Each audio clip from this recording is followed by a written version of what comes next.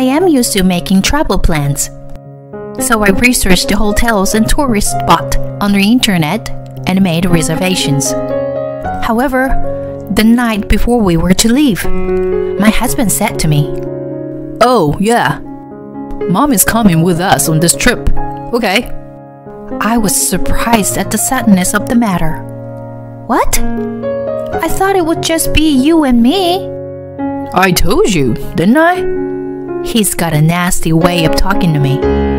I felt like he was doing it on purpose to annoy me. My name is Erin. I am a 32-year-old housewife. I've been married to my husband Otis for almost a year. And even though we're still newlyweds, I'm already under lots of stress. The cause was my husband. When we were dating, my husband was kind and gave me sweet words and lots of gifts. But as soon as we got married, his attitude changed drastically. I thought my job was worthwhile and I wanted to keep it. But Otis strongly encouraged me to quit. It must be hard for you, Erin, to manage both the housework and your job. My earnings would be enough. But the truth, he just wanted me to stay home and complete the housework. And that's not all. He would give me detailed comments about my cleaning and cooking. It was as if he was coaching me in some kind of sport. I am exhausted by his attitude every day. If I try to talk back to him, he gets very grumpy. Just looking at his face depresses me. His stories are long and he is very persistent. So recently, I have decided not to say anything to him anymore. I often sigh loudly when he is not around. Not only that, but he has become more and more restrictive with me. I need his permission to go out with friends. When I was single, I used to meet up with friends and colleagues several times a month. It is hard for me to remember my single days when I could eat delicious food and sweets at cafes and restaurants and chat as much as I wanted. In the first place, I had to leave the city where I lived because Otis and I got married. It's only a 2-hour drive, but I can no longer see my parents and friends easily. It's a rural area with lots of greenery, but very little in the way of entertainment, to say the least. It's not convenient for shopping, and I don't know anyone. The most painful thing for me is that I don't have enough money to live every month. According to the statements I was shown when we were dating, Otis's income wasn't that bad, but he loved to drink and could not give it up. That alone is a considerable monthly expense. He also liked to gamble and would spend his weekends and holidays in the casino from morning till evening. On days when he lost a lot of money, he would take it out on me. I'm fed up with it. On top of that, Otis was quite a mama's boy. My mother-in-law often came to our house unannounced. She checks every room in the house and gives me a sarcastic look. "Erin, you were not cleaning well again." My mother-in-law loves to tell me what to do, just like her son. Otis is such a mama's boy that he accepts whatever his mother says. He doesn't realize that I am having a hard time. My mother-in-law usually comes over for tea time. Then she happily spends the rest of the evening as she bullies me. After dinner, she occupies the sofa in the living room and watches TV lazily. During this time, I have to listen to her complaints, and it's a pain. After that, she finally goes home. But she can't drive, so I have to drive her home. I feel like throwing up just the fact that I have to listen to her talk about things I don't want to listen to. It was during this time that my husband suggested to go on a trip together. Did something good happen to him at work? I had no idea what was going on. Ever since I was a student, I have always loved taking day trips alone or traveling by train with friends. Being in an environment away from the daily routine, you can forget about the worries and stress of work. You can freely enjoy unfamiliar scenery and food. When I think about it, we don't even have a honeymoon because Otis, who is an indoor person, didn't want to go. So when he suggested the trip, I was excited. I hurriedly made arrangements. Or rather, I had to do it because Otis didn't seem to do anything. It's been a while since I've been on a trip, but I'm used to making travel plans. I looked up hotels and tourist spots on the internet, made reservations, and planned one thing after another. However, the night before we were to leave, Otis said to me, "Oh, yeah, Mom's coming with us, okay?" The suddenness of it took me by surprise. What? I thought it was just you and me. Huh? I told you, didn't I? He's got a nasty way of talking to me. From what I have seen so far, I get the feeling that he's doing this on purpose to get me in trouble. I said back to my husband, "Well, we're in trouble then. You know, I have already made a travel plan. It's hard to cancel and rebook now, especially since it's the popular season. Last time I checked, most of the hotels were fully booked." Otis heard that and interrupted me in a mid-sentence. He seemed to be in a bad mood and suddenly became angry. Huh? It's your fault. Damn it. I shouldn't have left it to you. Just rebook or do something. Right now. Okay. I'll try. I immediately started searching on the computer, as if my grumpy husband was rushing me. Then he pushed me further. Hey, this is your responsibility. You have to pay for the trip. Got it? What? Hey, that's... Don't talk back to me. This is a done deal. And if you don't like it, I'll divorce you, my husband said in his most boastful manner. I've seen this happen many times, and I am tired of it. I had so many things I wanted to say, but I knew that if I did, I could get into trouble again, so I didn't. As I expected, all the reservations for the hotel were already made. When I finally found some place to stay, the guest reviews were terrible. I am sure Otis and my mother-in-law will complain if I did a bad job with the booking. I thought about what to do, and then decided. Around noon on the day of the trip, my mother-in-law arrived with a large and heavy-looking travel bag. It was unusual. She didn't call me and took a cab.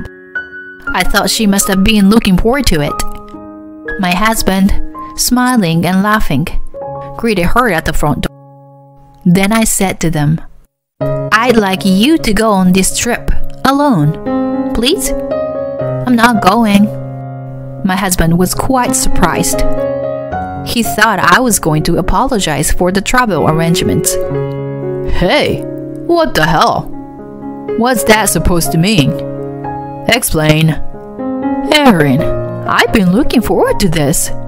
Well, I told Otis yesterday I had to make a sudden change and couldn't book the hotel for the three of us.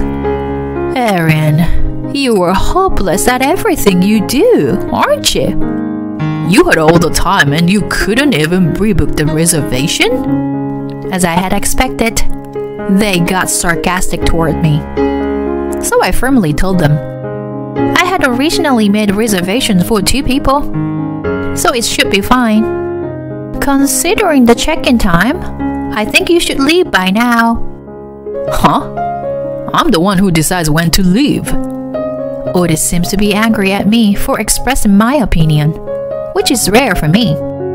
If you are not going, who's going to drive? Besides, who will take care of Mom? He's right. I need a lot of help, you know. I'm really tired of the attitude of these two. I guess they think I'm nothing more than a convenient housekeeper. I took a deep breath and cut them off. Otis, you can drive. Besides, I don't have a mother-in-law to take care of any longer. Otis looked at me with a blank stare. My mother-in-law, who was standing next to him, rolled her eyes and looked as if she didn't understand. They both looked dumbfounded, so I continued. To tell you the truth, our divorce has already been in process. What? Divorce? Otis was shocked and was at loss for words. But after a while, he stared at me. What? After your mistaken arranging this trip? You're lying to me? What the hell are you thinking? I kind of knew it, but you really are an idiot. Hearing that, my mother-in-law continues. Yes, a divorce? Quit the joke, Erin. My mother-in-law said with a slightly pale face. I'm sorry, but it's true. I said that clearly. In fact, Otis had threatened me with divorce many times. When he didn't like something stupid, he did. He seemed to have forgotten all about it, though. The other day, he wanted to threaten me so badly.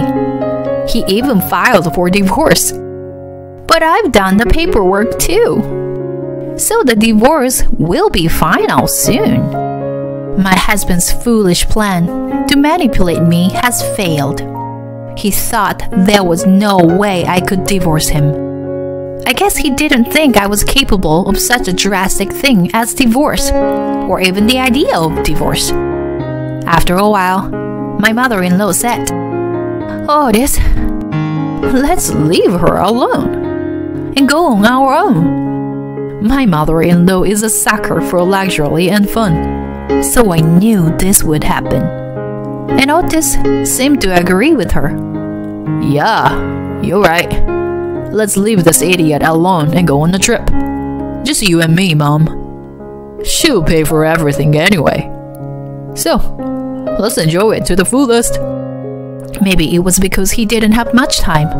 Or maybe it was because he was in front of his mother.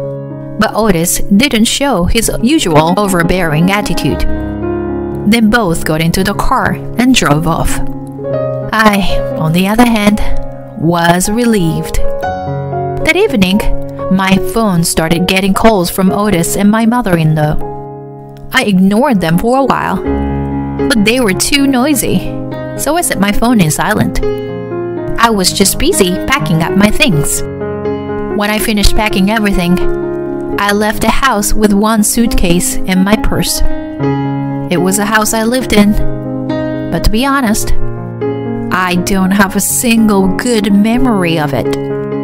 I felt refreshed when I stepped out of the house. The destination was my hometown. I'm going to stay with my best friend Gabby for a while.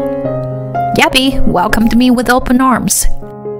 We cooked together and talked like we used to, and I felt very relaxed.